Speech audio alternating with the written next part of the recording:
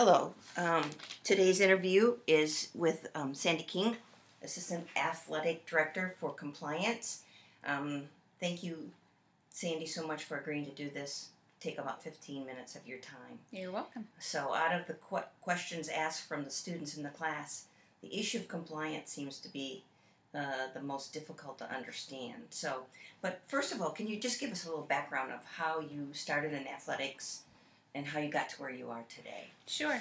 My path to my position today has kind of gone in different directions to get to the compliance field. I actually was an athlete at UNCW. I was a student athlete on the tennis team, and that's where it kind of sparked my interest in college athletics.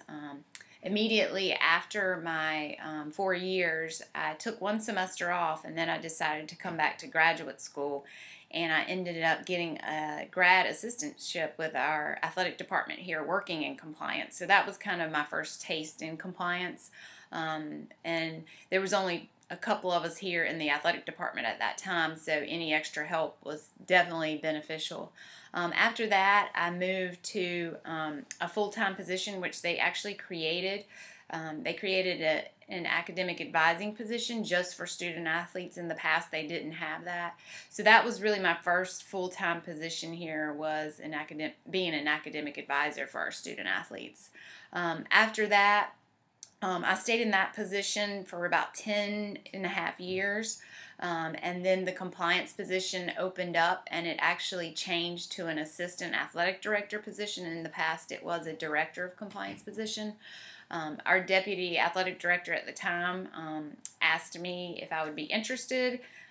So again, just trying to continue to build my resume and broaden my horizons in athletics, I ended up applying for that position and getting that here at UNCW as well. So, and that's my current position now, is the assistant AD for compliance, which I've been in now for about 4.5 years. Okay, excellent. So how would you describe your duties and responsibilities? The duties, it's different. Our responsibility here in the compliance area is we're responsible for the UNCW compliance program. The compliance area is comprehensive of UNCW rules and regulations, our conference, which is the Colonial Athletic Association rules and regulations, and the NCAA rules and regulations. So the compliance area here in the department, we're responsible for that, meaning we have to monitor everything from the NCAA that they require of us. So if it's eligibility, if it's monitoring recruiting of our coaches and student athletes, extra benefits, everything that you can think of when you think about the NCAA, which could go on and on. That's a big piece of ours, is working with our coaches, working with the public, making sure we're staying in compliance and not breaking any rules. And if we do break rules, which sometimes do happen, those inadvertent rules, we report those, and usually we have to abide by something that the NCAA puts in place. We also, here in our department, we're in charge of other things outside of just compliance. Compliance has the oversight of admissions here on campus. We're also in touch with, and we're the liaison with financial aid with our student athletes, and with the registrar's office as well. So outside of just the NCAA compliance piece, we do work closely with other individuals here on campus, and we have other responsibilities. Yes, there are a lot of responsibilities. I can attest to that. So you mentioned, just a question off of that, oversight of admission. Mm-hmm. Are student athletes granted, do they have the same admission standards that the typical student has? Yes, the admission standards for our student athletes, it's the exact same.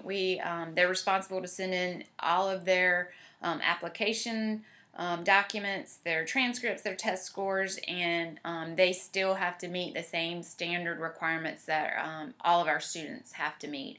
They also have to meet the NCAA eligibility requirements as well, so they're kind of held to two standards coming in as a student athlete.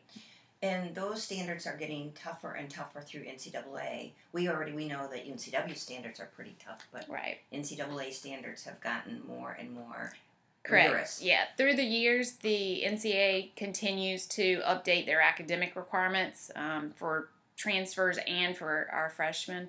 And beginning 2016, some new regulations are going into place for freshmen who are starting as a student athlete on any Division I campus. So the NCAA is constantly looking at academics. They're trying to put the student athlete first and the academics, and of course graduation first, and that's how they're doing that. They do a lot of reports and a lot of research on who's succeeding and how to make sure these student athletes are succeeding, and that's why they're always tweaking and making these standards a little bit tougher. Yeah, right. Excellent. Great.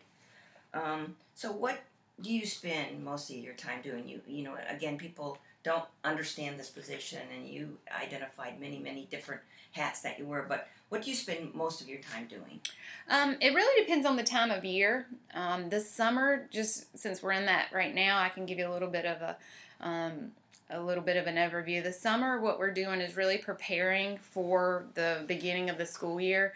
So we're checking eligibility for all of our returning students for continuing eligibility. All of our incoming students, we're checking the eligibility center to again make sure they're meeting those standards.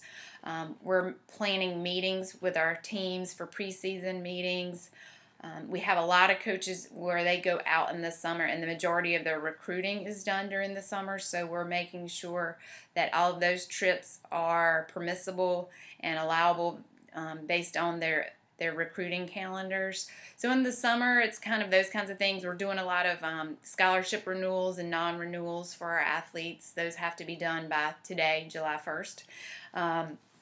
So that's kind of an overview of the summer. When fall hits, we will start continuing our certification for eligibility, making sure all of our athletes are certified and signed off on and good to go as far as competing and practicing. And then a lot of our time, again, during the year is spent on just giving feedback to coaches on questions they may have on, is this permissible? Can we do this? Can we not? And compliance has a ton of different forms that has to be completed just to have on file. If it's an NCAA form or a UNCW form, we have a process that's actually online now, so we've kind of gotten rid of paper. So that helps us so we can have an easy access to those forms. So a lot of it is getting a lot of paperwork done. We also do a lot of NCAA reports, so when you hear in the news about the APR report, the GSR report, those kinds of things, that's our responsibility as well. We partner with our registrar's office on those, but those are a lot of the bigger kind of things that we do. Yeah, that is amazing. What goes on behind the scenes. So, what's the most positive thing you do in this position? I think, well, I hope a lot of positive things. Making sure, I think, when you talk with students who may be on the cusp of being eligible or not being eligible, and telling them, hey, you made it, you're eligible, making sure they're working towards graduation, that's another positive thing. So I think more the student athlete piece is always the most important, and the thing that we find most satisfying is making sure that our athletes are eligible and graduating. And I think too, when coaches come to us with questions about things, because a lot of times compliance gets a bad rap about telling coaches no and just sort of being the police, but allowing or giving them good news on things that maybe they thought may not have been permissible, but there is a way to have something happen and we can make it permissible. So those are really giving good news and making sure that our student athletes are graduating, I think, is our most, joyous. Yeah, absolutely. So I've asked everybody this question thus far. Mm-hmm. How do you see the change of NCAA, either the governance or just what we knew it as before 10 years ago and where we think maybe it's going? Do you see any issues? Well, I definitely see issues. I mean, there's so many different levels of athletics. I mean, you have the ones that are the big conference, the top 5 conference, big conferences that have kind of split away and are doing their own thing as far as making their own rules and regulations. And then you have the other conferences that are also Division I, but then you also have Division II and Division III as well. So there's different levels. But it's definitely changed. I think definitely with the way the NCAA changed last year, and we do have a new governance structure, that things are looking different. And I think that it's not going to be the best for maybe some of our size school and conferences, because just recruiting wise, we're not able to keep up with those size conferences because we don't have the money to possibly do some of the things that they're doing. So I think that's definitely changed. And I think too that it's become more of a business in the last 10 to 15 years.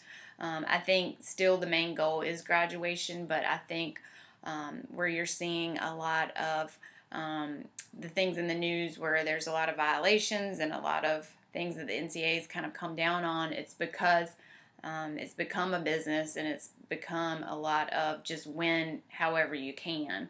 And that's where we're seeing a lot of, again, the things that happened maybe at Chapel Hill and some other institutions. So I think it's the NCAA is doing some things right, but I think there's a lot of change that's maybe not been the best. Yeah. It will be an interesting era for sure. Yeah. So there's this belief from many people that a student athlete is more privileged on a campus than a typical student. What do you think about that comment? I see how people can say that, just because we do have people here in the athletic department that really is watching them and monitoring them. So they do have sort of already a family in place to keep them on track. The only thing, that people don't understand is usually student athletes are held to a higher standard. Again, with the academic standards, they have to meet certain standards that the general students don't. They have to be up at 5:30 in the morning for 6 o'clock workouts, and they have curfews and things like that. I don't think a lot of the general students or even people in general see the hard work that they do and the things they do behind the scenes. Our faculty treat our student athletes just the same as our general students. They're not given any different privileges or anything like that. So I think the life of a student athlete is definitely a much tougher life than most people would probably think about. And you've been one, so Mm-hmm. you know what you're talking about. Yeah. Sandy, thanks so much for your time. Oh, you're very welcome. informative. I know we could go on for days and days and days about compliance. And so again, students will have an opportunity to proceed with some additional questions. But I thank you for your time. Thank you. Since it's July 1, you've got to get back to work, don't Yeah. you? Okay. Thank you. Thanks, Sandy.